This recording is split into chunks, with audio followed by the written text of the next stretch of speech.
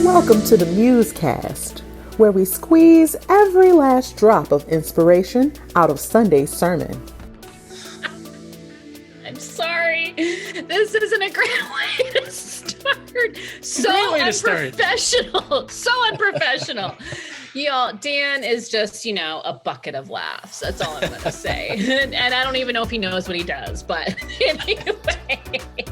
Yeah, people have been laughing at me my whole life. I have no idea why. I don't know why. You're just a funny guy. Welcome to the MuseCast. This is the final MuseCast before Christmas 2021. So, Merry Christmas, Happy Holiday, Season's greetings, all of it. Whatever brings you joy, that is what we hope for you this holiday season. So, Shawna, Warren, Dan, Kent, y'all, Dan dressed up for us. He's looking very professorly. He's got his blazer on. It's corduroy. I mean, it's very nice. It's very nice. We are jamming into it. Dan, you are busy this week because you've got a sermon coming up. Mm-hmm. Yeah. So in this busyness, are you able to kind of have some space to celebrate and enjoy what this time of year means and just being with loved ones and all that? Do you have some space carved out for that? Yeah, I do. I will not be going to Milwaukee with Barbara. We usually go there for holidays, and whenever I can, I go there. So this year I'm not going to be able to join there. But on Friday I did have a little Christmas time with my mom and so that's part of my family. And then the other thing is, this is a message I'm giving. I'm going to obsess like crazy over the next 5 days as I, just dwell in it and kind of soak in all of the stuff. But it is something that I've talked about for 20 years in classes that I've taught. And it's one of those things where it's a one-off sermon. So it's not part of a series. And so it's just this opportunity where I can do whatever I want. And so I want to do this one, which is sort of like I consider it like a potential gift. It's like a Christmas gift because it's this idea that has really been helpful for my students over the years, and it's sort of surprised me. What I'll be talking about, I first shared in a paper I wrote for Paul Eddy in 1996. And and it's just the concept has really stuck with me over the years, and students have really gotten a lot out of it in their own personal faith. And so because it's so familiar to me, it's not the same amount of research work that I have to do.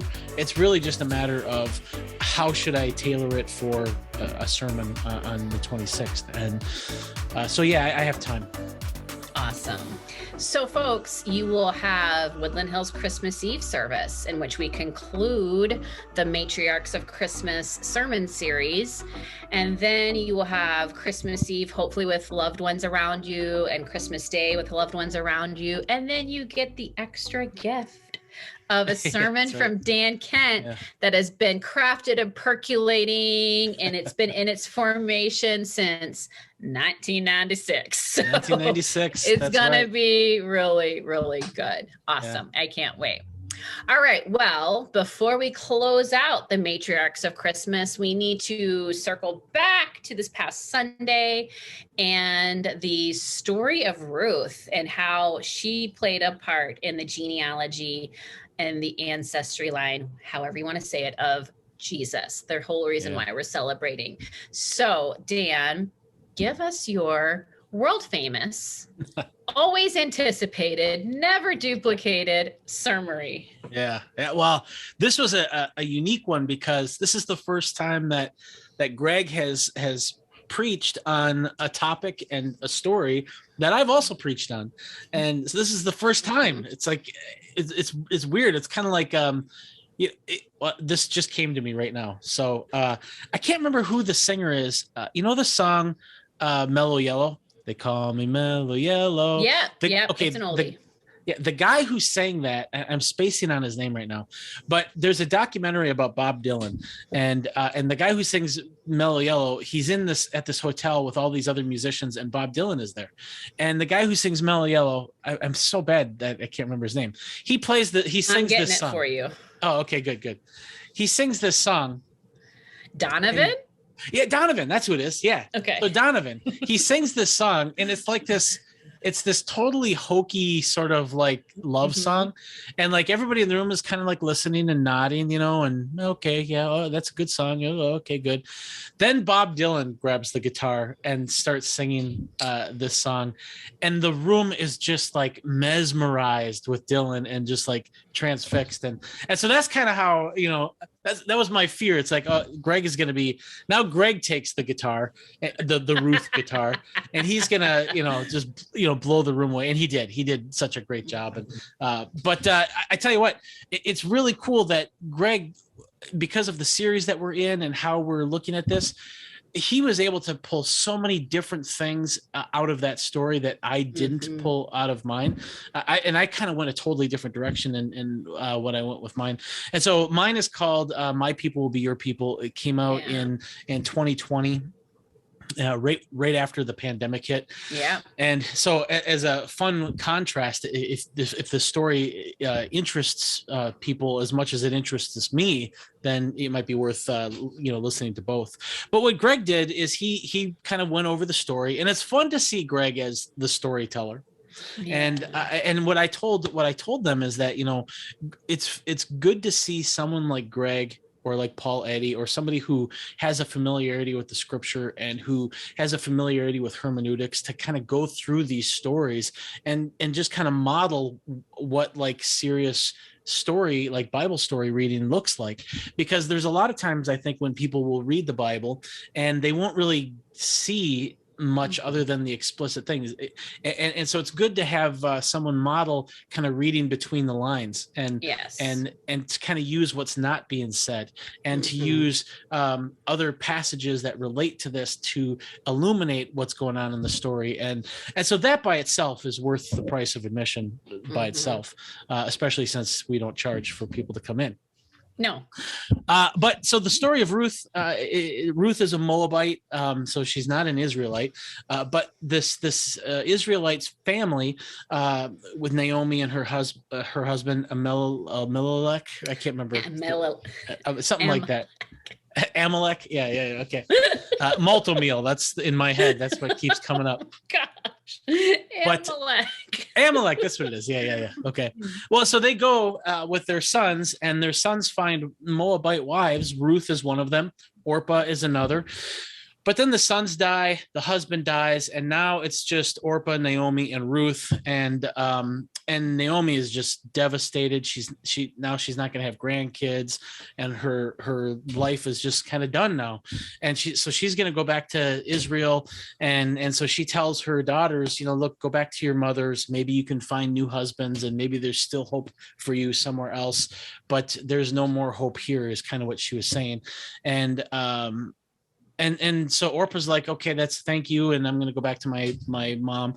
But Ruth shows just this profound loyalty to Naomi and says, no, where you go, I'm going to go, and where you die, that's where I'm going to die, and your people will be my people.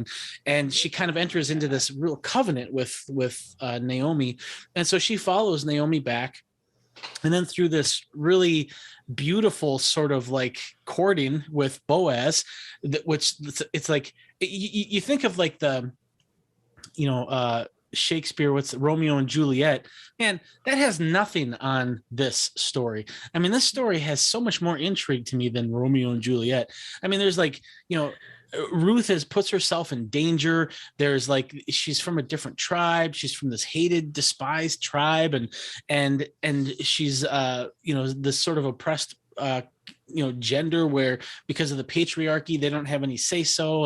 And yet she confronts all of that stuff, all the patriarchal forces that keep her from having the sort of say so and authority that men have. She overturns all of that, and also that she could kind of pursue this relationship with Boaz. And Boaz sees her as this wonderfully faithful woman, and he's taken by her faithfulness and her loyalty to Naomi and her, as Greg called it, her chutzpah. And so they end up being married, and Ruth ends up having this kid who then I can't remember then they have a kid who's Jesse, and then Jesse is the father of King David, and that's the genealogical connection to Jesus. But so the story is just amazing, and I encourage people to read the story. It's the Book of Ruth, and so she's got a whole book, and it's only like 4 chapters long, and it's a good read. And then Greg pulls from this. He says that what's really fascinating about this is it really follows this theme of women in Jesus's genealogy who, in the face of patriarchal oppression, they use their creativity, they use their God-given kind of selves, the authority that God gives them to kind of push back against the kind of false patriarchal authority of the world, so that they can serve others, so that they can be loyal to the people they love, so they could be loyal to their family, they could be loyal to their community. In all of these cases, that's what you find is these women in these really tricky situations who kind of put themselves at great risk for others. And Ruth is exactly the same. And not only that, but not only does she do that, but she's also a Moabite. And so the story really captures this kind of importance and the value of people who are not part of us. And the fact that Ruth demonstrates this loyalty and faithfulness and chutzpah, even though she's not one of us, says something. That means that there's something really good about them, and we can't judge people just because they are not one of us. And it just shows the kind of just the fact that God is at work in all people, and God loves all people, and the story just captures it so well. And it's really interesting that I think that I'm getting ahead of myself, but I'll say this: Boaz is the descendant of Rahab, and Rahab was also a foreigner, and was kind of grafted into Israel, and so he has this love of foreigners. He has this openness to foreigners in his own blood, and so really this sort of situation is part of the Rahab story also, where because Boaz's other relative was not as open to Ruth as Boaz was. The other relatives like, no, that's all right, you can marry her. Yeah. It has to do with right of marriage and stuff like that. But Boaz, and I wonder, and this is speculative, but I wonder because his own ancestors were Canaanites, that maybe he was more open to kind of having this marriage with the Moabite. But it's a beautiful story, and Greg just knocked it out of the park as usual. Yeah. What did you think? So I always appreciate learning like the original Greek or something of a word. So chutzpah, that was like just really great. Yeah. I'm kidding. I'm so kidding. I don't know what that means.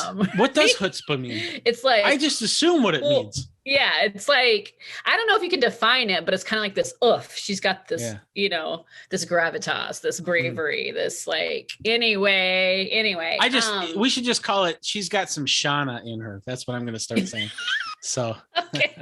There you go. So what I really, and I don't want to sound like a broken record, but I really do appreciate, and I've done a lot of reflecting since the series started, just on the lens through which we are looking at the Christmas story, because it is unusual and it is unique. And one of the things I really feel like I'm reminded of over and again is that Emmanuel, God with us, when Jesus came, it wasn't just for he didn't just have one task. Yes, he came to bring salvation and redemption, but that is all encompassing, right? Like the incarnation is meant to like infiltrate every part of our lives and society and government and families and people groups. And so that means when we're looking at this, we're looking at the ways in which Jesus came upended things that were the status quo. And I am fascinated, like particularly about Ruth. And I do remember your sermon, and I do love this book. And it's just, there's just so much richness you can pull from it.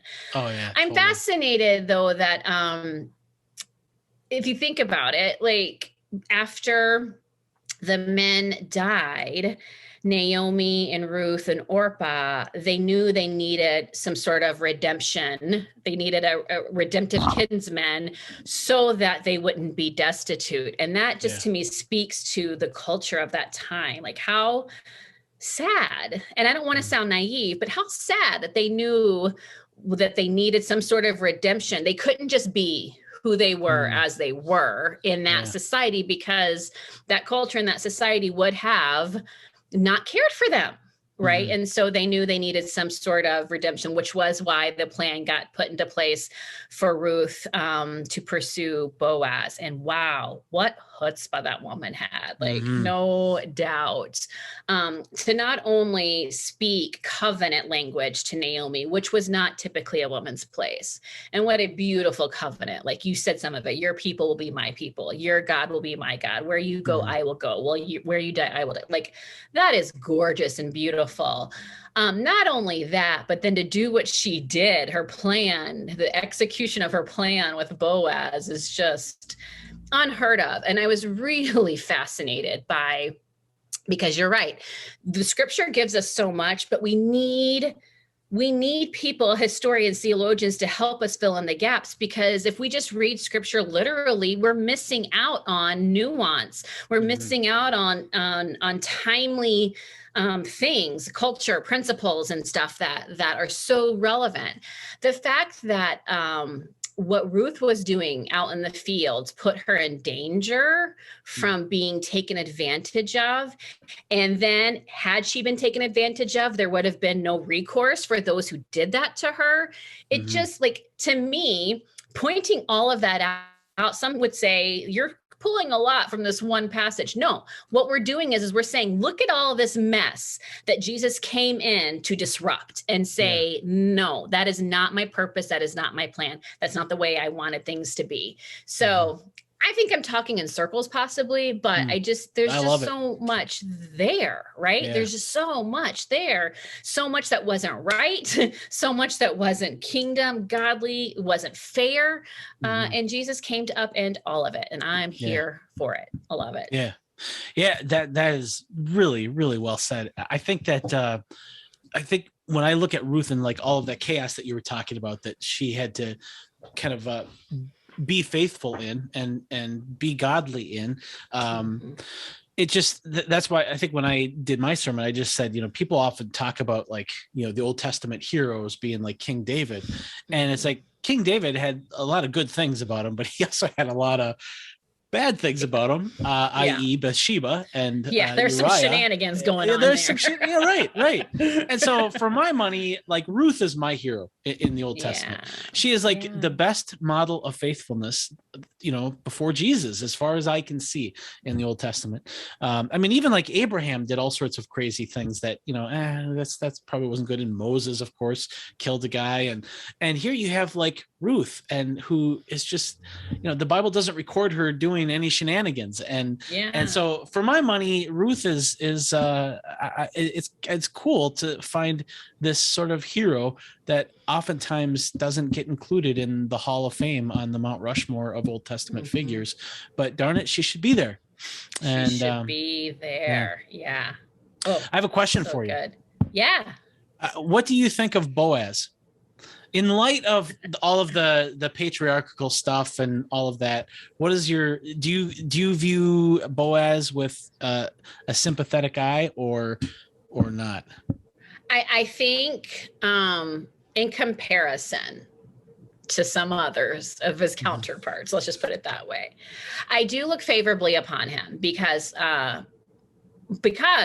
apparently he had a reputation for caring for those that were out in the field. Like he was kind of known that like, hey, because remember he said like, have her work my field because she'll be protected. Like the fact that he had them, and again, I don't know his heart, I don't know his intent, but he had the mindset to try to protect vulnerable folks. And it could be maybe because of whence he came. I don't know. Like you said, possibly. I feel like I have a little bit of a softer spot for him than I do for some others that we read about in the Old Testament. I don't think I'd name a kid after him or anything. I mean, that's a pretty lousy name also, Boaz. Boaz. Yeah. I do wonder though, like what motivated him to look so kindly and try to protect.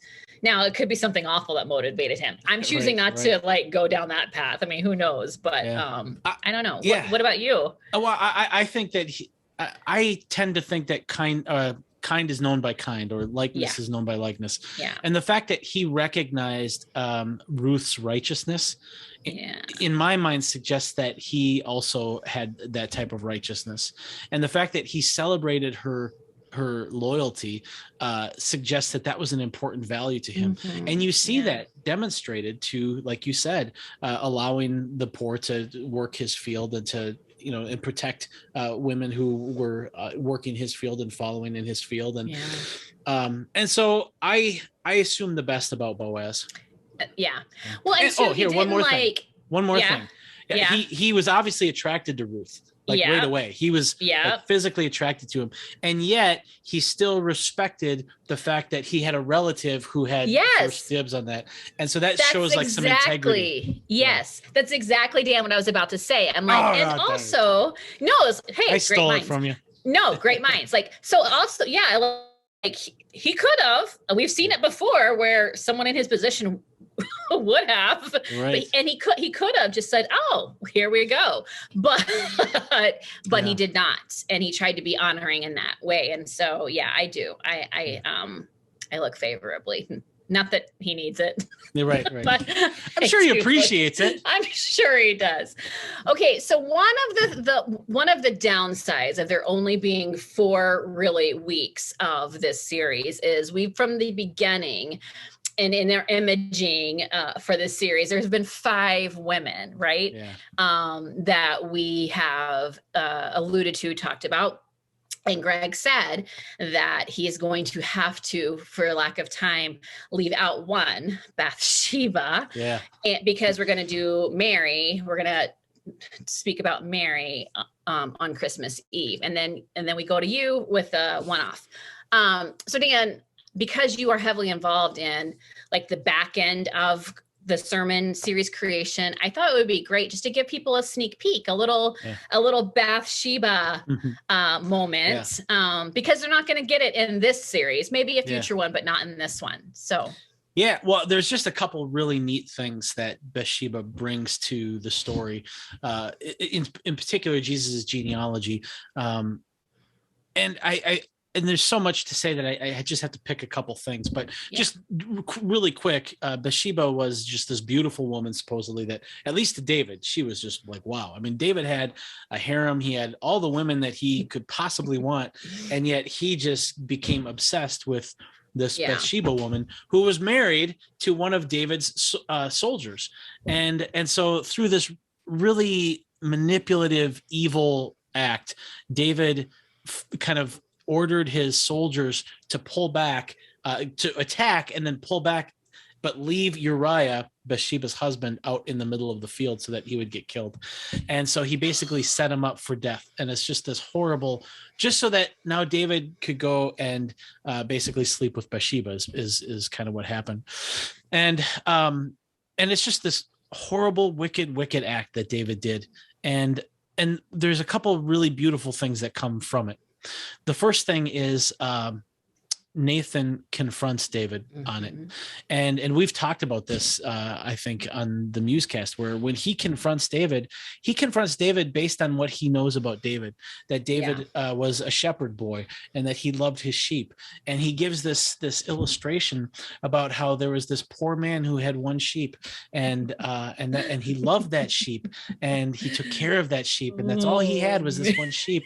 And then there was this rich man who had a whole stable full of sheep. sheep, and he had guests coming to town. But instead of using one of his sheep, he's like, well, I'll just use this poor guy's sheep. And he takes the poor guy's sheep and slaughters it for the feast. And David just becomes furious, saying, who is this man? I shall have him run through. And Nathan's like, well, it's you. You're the one who took the poor man's sheep. And it just like totally devastates David, you know. And